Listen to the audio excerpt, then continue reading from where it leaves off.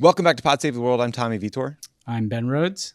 Ben, a little more serious show this week than some of the recent episodes. So we're going to spend a lot of time talking about the clashes in Israel this week, and later in the show, Ben is going to talk with Palestinian foreign policy analyst and journalist Rula Jebreal. But we'll also start the show sort of walking you guys through what's happened, the Biden administration response, some of the political factors at play here. So I'm sure listeners to the show have seen a lot of disturbing videos and reports coming out of Israel over the last few days. We're going to start there. I'm going to try to walk through some of the most recent events. So it's very hard to pin down where any sort of event started in this conversation, but I'll try to do the quick recent context. So there have been days of protest and fighting between Palestinian protesters, Israeli settlers, and Israeli police over an effort to evict 6 Palestinian families from their homes in Sheikh Jarrah, which is a predominantly Arab neighborhood in East Jerusalem.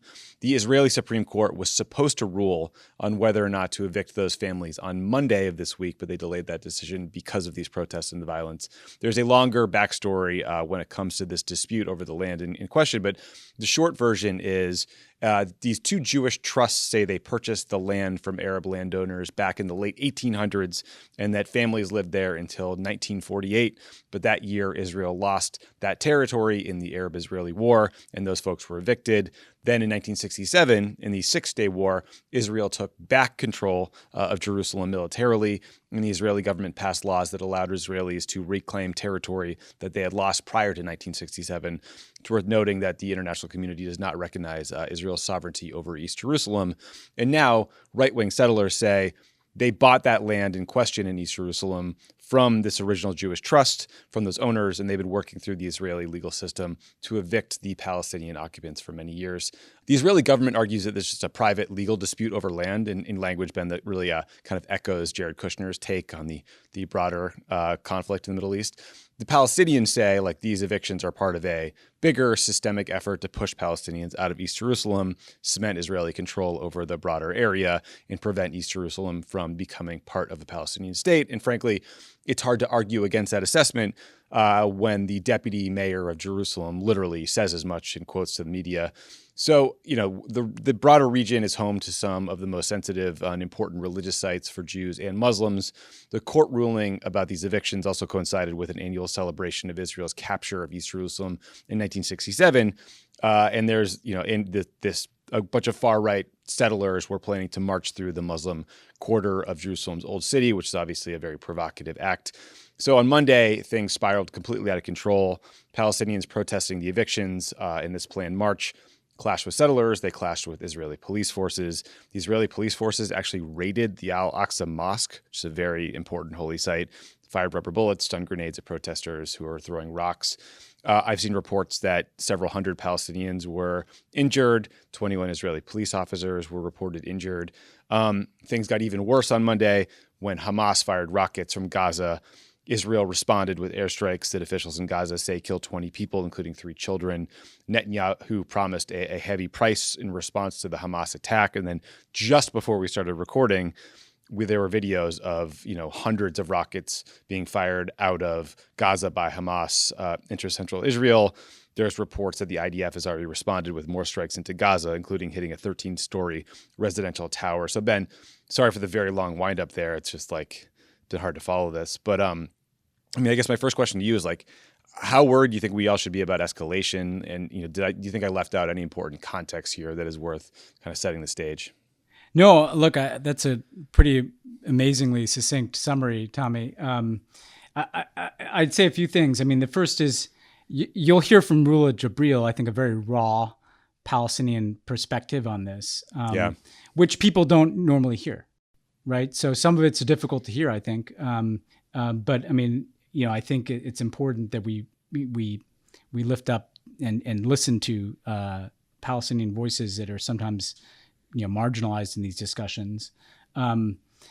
I'd also say that what's so frustrating about this. First of all, I think it is necessary to underscore, and Rula walks us through this from a Palestinian perspective, how provocative these evictions are, and that kind of raid on the Al-Aqsa Mosque was, in the sense that these aren't just a real estate dispute, as Jared Kushner says. I mean, East Jerusalem, if there's ever to be a Palestinian state, it has always been the assumption that the capital would be in Arab neighborhoods of East Jerusalem. And what you have here is a kind of systematic Israeli settler movement and set of policies that is increasingly, displacing Palestinians. I mean, this is literally, people who live in homes and they're being forced out of those homes in the most sensitive part of, Palestinian geography, right? East Jerusalem. So you take that, and then the only thing I'd add is the rate that, this kind of came to a boil during Ramadan. So it's also like the most holy month for Muslims. And they're at, at one of the principal holy sites of Islam. And so obviously that's going to be provocative. The other thing I'd say is, Hamas, who are a bunch of assholes, a bunch of terrorists, they want this to blow up. And so they're probably watching this and thinking, well, nothing will kind of set the world on fire than if there is some, God forbid, awful event that damages one of the holy sites, that escalates this thing. Hamas, it's like a parasite that exists on conflict, right? Yep. And so, I think it's, as we condemn Hamas, that's not representative of what every Palestinian thinks or how every Palestinian wants to address these issues. That is, they're extremists, that are fueling each other on both sides of this conflict, in the sense that you have, we can't avert our eyes from, what we saw in terms of pretty right-wing groups of Israeli Jews kind of chanting and singing, pretty stark songs and slogans about essentially expelling Palestinians. And then you obviously have Hamas that wants there to be conflict because that brings them to the fore. And so what you worry about is, first of all, the human costs on both the Israeli and Palestinian side here, as rockets are fired indiscriminately into places like Tel Aviv. But as we know, the Israeli response tends to be overwhelming and tends to kill a lot of civilians in Gaza, which has already, been blockaded, already suffering a COVID outbreak, and they can't get vaccines. So the humanitarian piece is front and center, but then also the risk of this thing really escalating. And I think it shows that we talked a bit about this. Like, I understand the mentality of the Biden administration kind of wanting to not have their foreign policy dominated by a, futile pursuit of Middle East peace. This is kind of a reminder. It's hard to put this issue into the second tier bucket, because it has a way of rearing up, Yeah. I mean, it's a reminder that, like, you're the most powerful man or woman in the world when you're president, and you don't have control over what happens around the world and events you're going to have to deal with. Yeah. And like, well, to your point, like Hamas is a bunch of terrorists. They're monsters. They're arsonists. But it's true. And we'll talk about the reasons why later, that the average Palestinian doesn't really have a government that's doing anything for them right now. They are even more feckless than usual. And we'll get into that. So let's talk about Biden's response. And I think maybe we should divide it into two different buckets, which is to say, like, before the Hamas rocket attack and after the Hamas rocket attack, because that's obviously an enormous escalation. So before the Hamas rocket attack, the State Department had expressed concern about the confrontation, and they called on both sides to de-escalate the situation. And they also, the State Department spokesman, expressed concern about the evictions that we just discussed, and said it's critical to, quote, avoid steps that exacerbate tensions like evictions, like settlement activity. What I think a lot of people found frustrating about that statement was that it glosses over the fact that these are state-sponsored, state-sanctioned evictions, and it ignores this broader power dynamic between the Israelis and the Palestinians, in the way the U.S., frankly, greatly contributes to that imbalance by giving Israel billions of dollars in military aid and diplomatic support and cover. And then, post Hamas, right after that first barrage of rockets from Hamas, which is a terrorist act, which is, effort to indiscriminately kill civilians. I think one of the rockets hit a school, which thank God was empty, and a lot of the other rockets were intercepted by the Iron Dome system. The State Department condemned the rocket attack. They urged de-escalation on all sides and recognized Israel's right to defend itself. And when Ned Price, the State Department spokesman, was pressed on whether this right to self-defense included Israel's retaliatory strike on Gaza, which reportedly killed 26 Palestinians, including 9 children, he says self-defense often does authorize the use of force. So, Ben, I don't think we've seen more comments about this latest round of attacks. I think I saw something like that Biden had sent a letter to President Abbas, the head of the Palestinian Authority. I'm not sure what he is going to be able to do here in actuality. So just like a few thoughts, like I think Biden will probably be pressed on whether these initial Israeli airstrikes were proportionate. And I think that's a fair question to ask.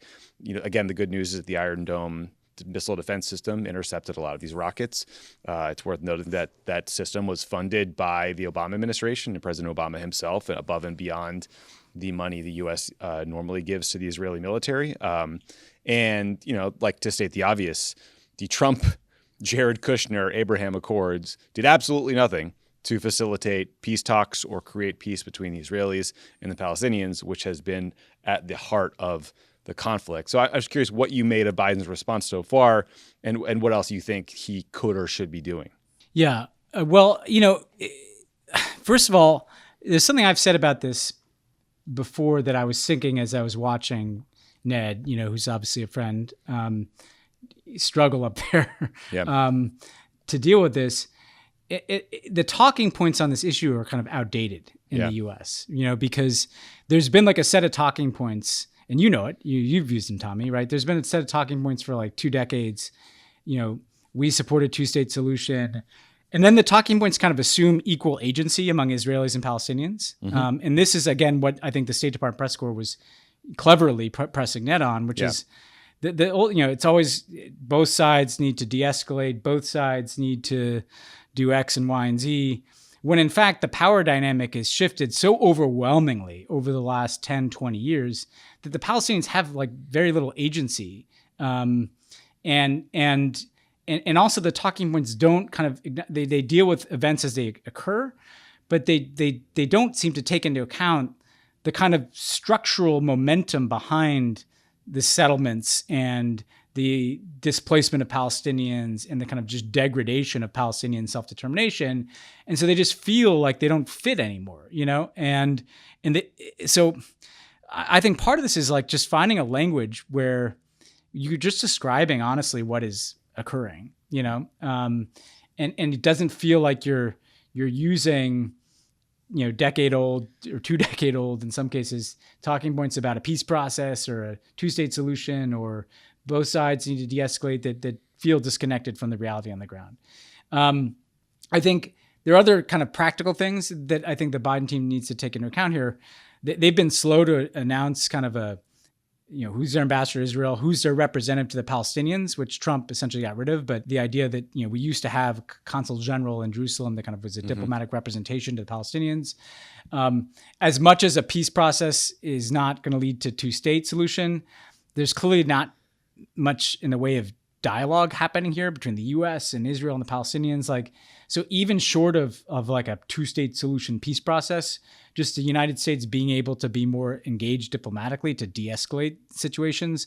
We had to intervene a couple times diplomatically to kind of broker ceasefires on previous wars in Gaza. That comes to mind. The question of Gaza itself and who's going to rebuild Gaza?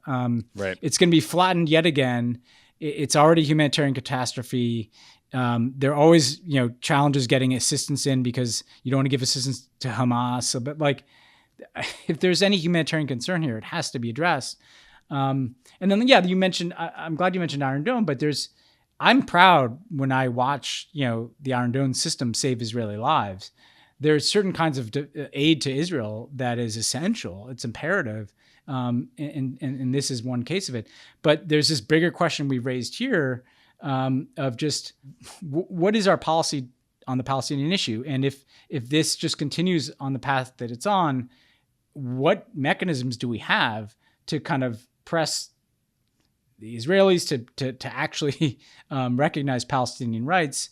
If we're kind of removing our assistance entirely from that conversation. And the last thing I'd say, I know I've covered a lot here, but this idea, there was a letter to Abbas, and the report suggests that, Biden kind of urged Abbas to de-escalate. Mahmoud Abbas does not control Hamas. He's not firing rockets. The Palestinian Authority, in part because of its own kind of corruption and degradation, as well as the fact that it's been starved of U.S. assistance, they can't do this, right? And so it's almost like the talking points are out of date.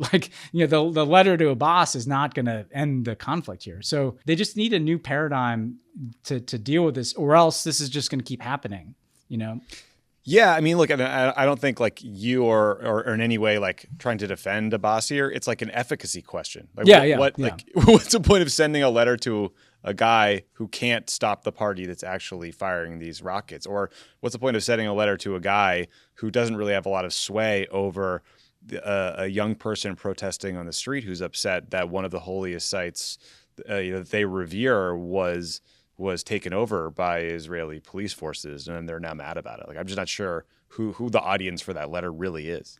And here's my core point, Tommy, on all this stuff. And it's been such, this is so contentious. We try to talk as honestly and candidly as we can, as people who've been in government, as people who care about this. The thing that I continue to come back to again and again is what is going to be done about the Palestinians? They are human beings who live there. Like the Israeli government's stated policy is to not allow them to have a state. Their own leadership has kind of collapsed, the Palestinian Authority. Hamas is an extremist terrorist faction in Gaza. But there are millions of Palestinians who live, in the area controlled by Israel. And we've yet to hear from Israel or from the U.S. government, like what, in the absence of a two-state solution, like what is our policy, And so that's going to lead a lot of people, and you hear Rula say this, and you hear people like Peter Beinart say this. A lot of people are just going to start advocating a one-state solution in which Palestinians have equal rights, which obviously Israel rejects that policy too. But people used to dunk on me and us about warning that moving the embassy to Jerusalem or the Abraham Accords was going to create more problems ultimately, because like the whole world didn't blow up right at once. But I think the point is that the Palestinians are going to get increasingly desperate and are increasingly being essentially marginalized, and in some cases dehumanized. And the Abraham Accords was this kind of normalization agreement with the Emiratis at the center of it. It didn't solve anything. No. There's no peace because of it. It solved the problem of, yes, more governments recognize Israel, and that's important, but it didn't on the Palestinian issue, which is what we used to talk about when we talked about Middle East peace. It's just sitting there, and people need to come up with different ways of talking about it and acting on it. Yeah, the Trump people try to do a bait and switch where they talked about peace in the Middle East as if that meant a rapprochement between Israel and Morocco or Sudan, when everyone knows what we're talking about is the Israeli-Palestinian conflict. Also, Ben, in the background of all of this is just continued political instability, right? Because you've had 4 elections since 2019. Prime Minister Netanyahu, again, was unable to build a coalition and form a government. So now his rivals are giving it a try. If they fail, Israel will have its 5th election. But right now, that means you have, a country, a people that's sort of in this political no man's land. And, Prime Minister Bibi Netanyahu is primarily focused on how to keep himself from getting prosecuted. So you always have to sort of wonder what's in the back of his mind with every security-based decision that he makes.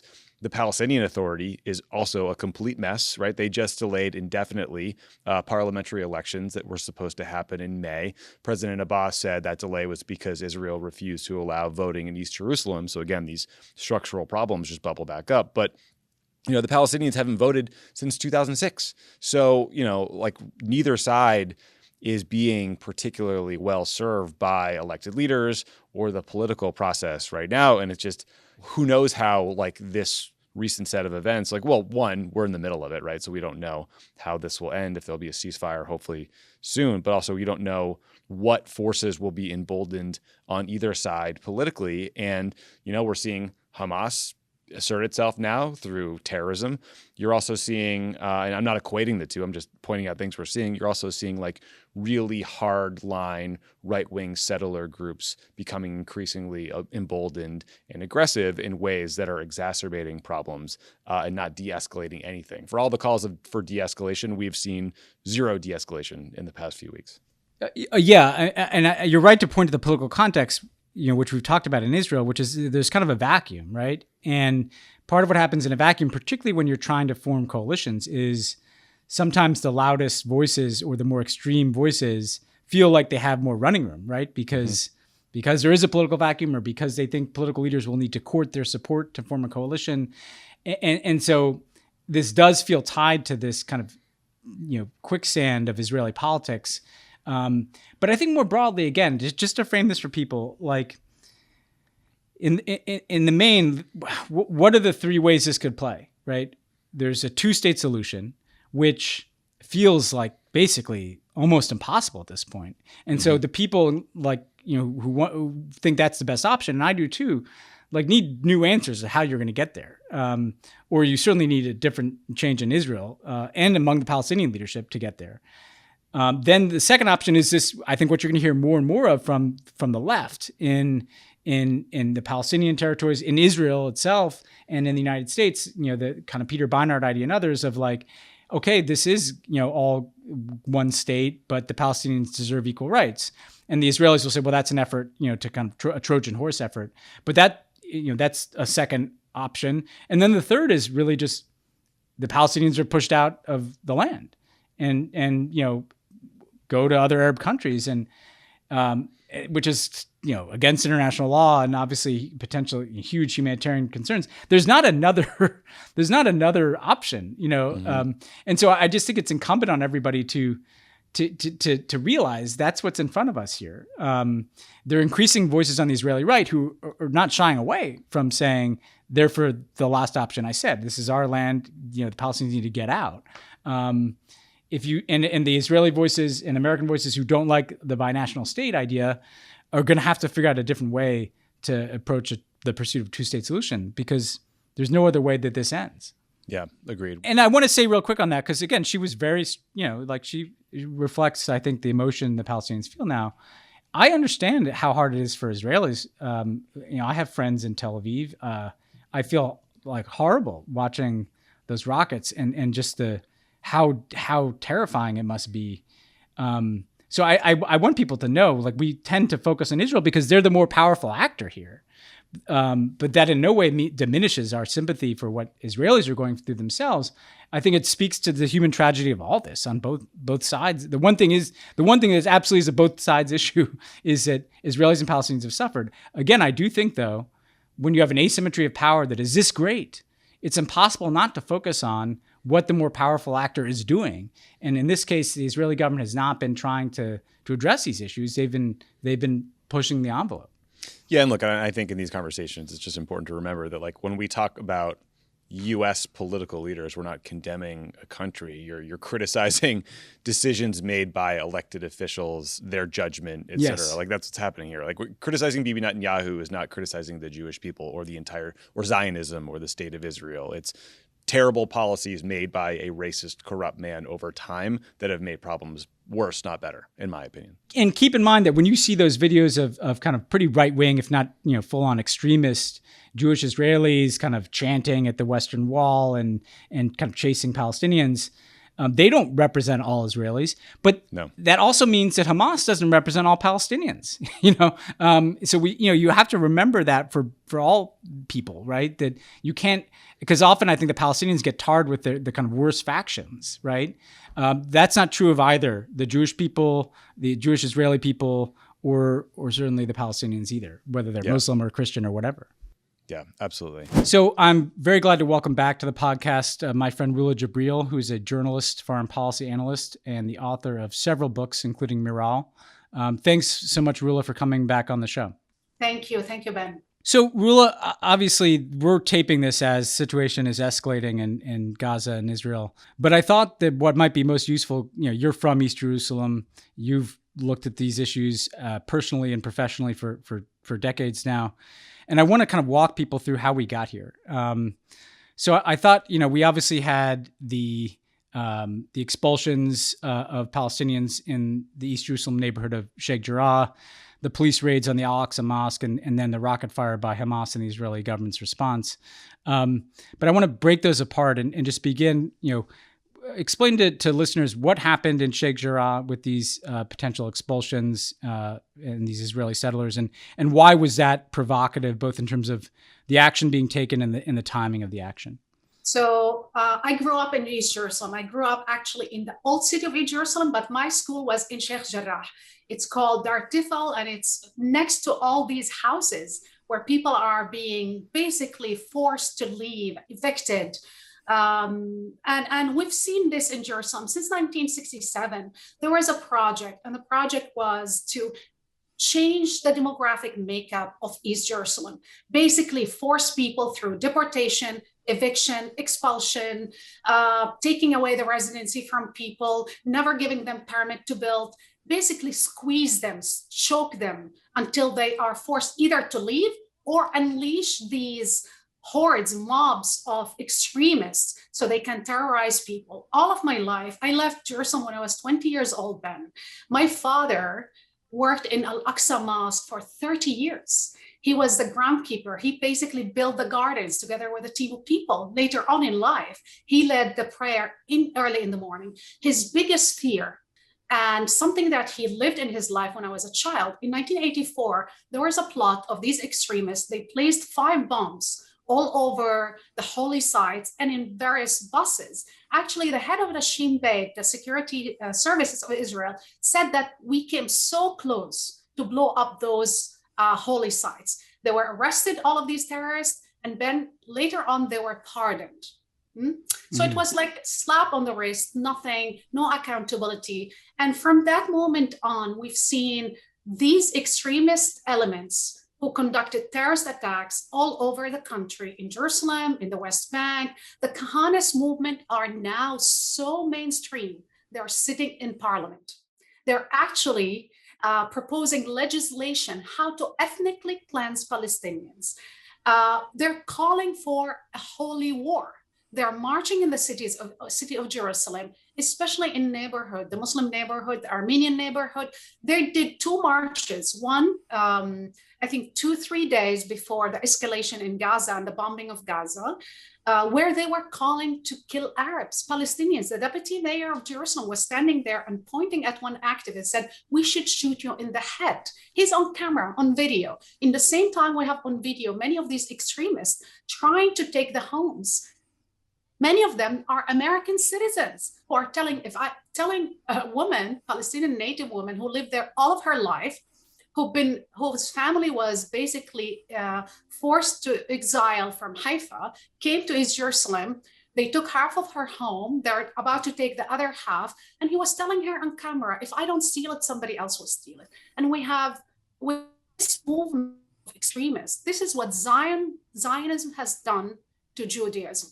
They weaponized a religion, and in the name of ethnic national purity and exclusion, they're building this kind of project where Jerusalem can be only for one group and one group only. So you have, these, as you said, in probably the most provocative place possible, East Jerusalem, these efforts to have settlers literally expel and take the homes of Palestinians. Obviously, that has raised a certain amount of tensions. Then you had the police raids on the Al-Aqsa Mosque. And again, if you could explain to people kind of what you saw when you witnessed those police raids, and explain to people the context of it being Ramadan, why that was such a particularly sensitive thing to do, both in terms of where these raids took place, what they looked like, and the timing of them. So you have the holy months of Ramadan, which during this month in the city of Jerusalem, if you ever visited or you are a resident, or basically it's a holy month where people gather and pray and eat together in the city of Jerusalem. Even the Christian of Jerusalem, who are Palestinians, they usually host each other and they celebrate each other, exactly like we celebrate Christmas, we celebrate our holidays. So you have a community of people coming from all over the country to pray together, to be together, to live together. And in those moments, imagine if during Rosh Hashanah or during any Jewish holiday, or even let's say in Christmas, people would invade churches and start screaming at people and harassing them, bullying them. So you have the state police and troopers basically throwing, grenades and gassing people, worshippers, while they were praying. They went to the Aqsa Mosque officials, they took the keys, they confiscated the keys. They are planning to actually expel. The authorities have been in charge of the mosque for decades. And it's pure provocation. They basically are itching. And I know that many people think that Bibi is manufacturing this crisis to distract from his political failures and his legal issues. But this is a bigger issue because we have these extremists who are mainstream. They are basically now the main voice of Israel politics in parliament, in the judiciary system, in the Supreme Court. And many of these judges in the Supreme Court, they actually live in settlements. They live in illegal settlements in the occupied territories. Then you have the head of the police and the head of Shabak, the head of Shin Bet. Many of them are religious. So you have this infiltration. And I think if I can give an analogy, look at Trumpism in America. What is Trumpism? It's an anti-democratic movement in the United States that waged a war on democracy, was willing to carry an attack, a terrorist attack against Congress on January 6th to undermine voters. If you think that we rejected that in the United States, however, our foreign policy is still enabling that kind of politics elsewhere. This is what we're seeing, our support to the Israeli politicians, to Israel itself for years and years, and shielding them from any kind of criticism at international level has emboldened these extremists. And now this monster is coming back to hunt us all. What's happening in Israel is undermining America's national security in front of the world. Imagine 1.8 billion Muslims watching the mosque burning, while you're watching on the other side these extremist Jews dancing, celebrating, calling for ethnic cleansing. You know, this image that is circulating around the world, the impact of that will not only fall in Israel. America is viewed as complicit. You cannot claim to pay $3.8 billion in military aid and say, well, I am neutral. You're not neutral. You're part of the equation. You're part of the problem. So if you want to stand by Israel completely, then you lost any credibility when you go to Ukraine, when you go to Putin, when you go to China and say, well, you shouldn't do that to the Uyghurs, or you shouldn't do this to Navalny, because you don't have credibility. You cannot hold your main ally. You're the main benefactor of this ally. If you cannot hold them, if you cannot pressure them to abide by international law, then don't talk about democracy anymore, because you don't really believe in democracy. Yeah. Well, and part of what is so frustrating, obviously, when you watch this play out, is you see, the asymmetry and the strength between Israelis and Palestinians is obviously just grown exponentially as time passed. And as you mentioned, you have kind of non-governmental, settlers and other movements provoking. You have then the Israeli government or the Israeli security services, in the case of police, using pretty brute force. But then obviously the response that the world sees is then Hamas rockets, right? And how should the world look at this, where obviously, you and I know people in Tel Aviv, like it's heartbreaking to see rockets fired indiscriminately at civilians. I was going back and forth with a friend of mine saying, it's not like the Palestinians kind of, have agency over everything Hamas does either. How do you effectively sympathize with the predicament the Palestinians are in, while kind of separating it out from, the indiscriminate violence that Hamas, uses each time to kind of establish its own stature? So Hamas is not only Israel nightmare, Palestinians don't want them either, just to be clear. However, the protests that have been taking place inside Jerusalem, in the West Bank, inside Israel, in Haifa, the Galilee, Nazareth, in al-Hiran, where Palestinians live as second-class citizens. They are segregated, discriminated against. They are evicted. They are forcefully removed from all these areas. These areas, Hamas don't exist in those areas. So to blame Hamas only for the action of the last 2-3 days, when we're looking at 70 years of brutalization, of Jim Crow, of an ethnic religious supremacy that enshrined its ethnic in everything that is doing, and backed by the United States with billions of dollars to basically erase the Palestinians, you're dehumanizing the Palestinians if you look at Hamas to justify everything that Israel is doing. And I find this really, really heartbreaking, because Hamas control Gaza, and when they do and operate within their Gaza territories, And often people protest against Hamas. They've been protesting for months, for years against Hamas. But you cannot blame everything is doing from the ethnic cleansing. I mean, it's the superpower in the Middle East, Israel. To blame it on one entity which is confined in one city is actually pure propaganda. What Palestinians are demanding, whether in Haifa, from Haifa to Jerusalem to the West Bank, to the occupied territory, is to end apartheid, to give them freedom, to give them the possibility to breathe, to be, to have a dignified life. I mean, my father is buried one block from the Aqsa Mosque. Yesterday, they were gassing even the cemetery. I mean, people even under the ground cannot die in peace. They cannot live in peace. They cannot die in peace. When I see all of these kids who grew up in Sheikh Jarrah, and they live in Jerusalem, they all their life live in Jerusalem, and you have their family expelled from all of these cities, and you have these settlers coming from the United States, financed by Jewish organization here, by billionaires who are telling them that that land belonged to them, to go and basically, partner with the police and steal that land and expel them. And then you see Mark Regev on television saying, well, we have Jewish people expelled from Arab countries. We should expel those so they can go somewhere else. Where do you want them to go? To Lebanon, where they have refugees, or to Syria, where is a war zone, or to Libya, another war zone, or to Iraq? I mean, it's absurd what's happening and the kind of conversation we're having. Hamas is being used as a scarecrow, period. Hamas, in a normal society, in a normal situation, Hamas would not be in power. It was clear anywhere political Islam came to power, people hated them and don't want them. But we cannot hide behind what Hamas is doing in the last 2 days to cancel 70 years of ethnic cleansing, apartheid. And the discourse in Israel is a genocidal one. And we need to stop looking the other way. We need to look at it because it's been done in the name of the Jewish people that are financing and enabling that, not only in Israel, but also in the United States. When you have Jewish organization attacking you for wanting to have a deal with Iran, but then saying at the same time, well, we shouldn't, interfere in Israel's affairs and in Israel issues.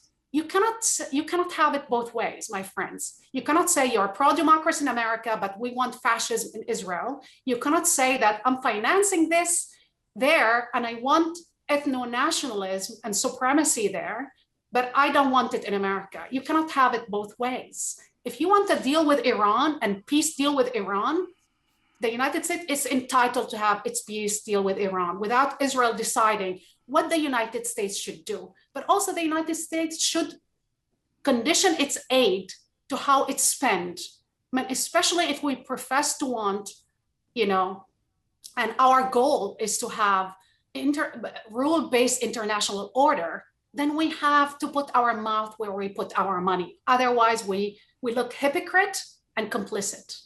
And so, you're obviously, I think people can sense obviously the frustration about the circumstance. Where do Palestinians look right now? Because, 10, 20 years ago, the U.S. government was probably seen as something more of maybe never a fully honest broker, but as more engaged. The Arab governments like, the Emiratis and others who've recently concluded, their own separate peace deals with Israel, or normalization deals, we should call them. Yeah. Or arms deal, we can call them. Yeah, we had normalization and arms deals, kind of no longer seem as invested in the Palestinian cause. Hamas, as you said, is a faction with its own interest. The Palestinian Authority has been kind of, starved, and where does a Palestinian look? Yeah, and discredited. Where do your family members, like, who can help address this? To democracy, to freedom. I mean, if I look at yesterday, it was the anniversary of Nelson Mandela's becoming the first Black president of South Africa. It was yesterday. It was May 10th, 1994. It was the year I left Jerusalem.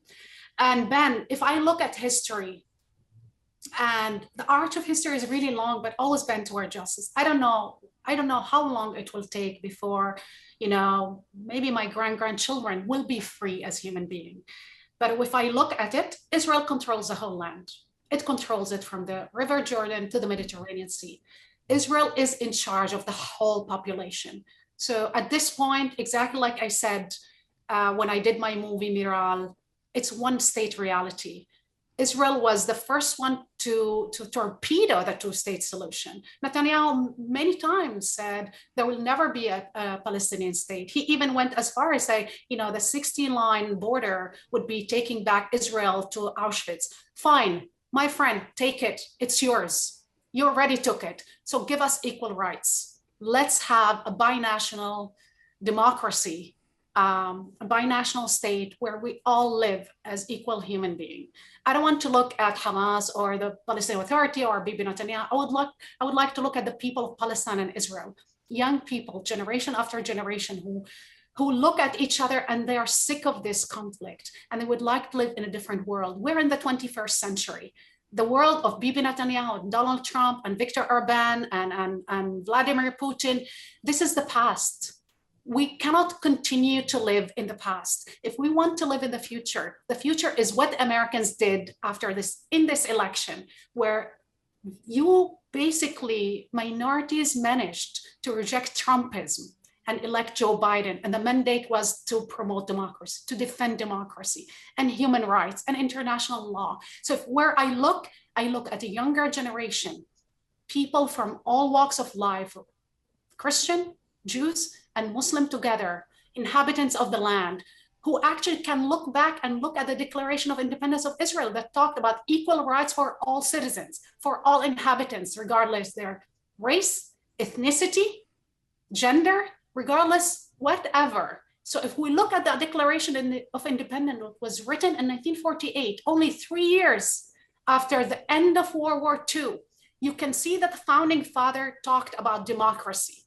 So let's really revive the dream of democracy for everybody that lives in the land between the Jordan River and the Mediterranean Sea. We cannot have supremacists and extremists because these people go hand in hand. And with that kind of vision, for 70 years, we had war after war. If we want our children to be free, we need to all be free. Well, look, Rula, I think that's a powerful note to end on here. Obviously, this is unfortunately feels like it's going to be the cycle of escalation, and perhaps another full Gaza war. Is there anything you would leave people with who are going to be watching this for the next few weeks about kind of what you're hearing from your family there? To make sure that they have in mind that they're human beings on the other side of these conflicts.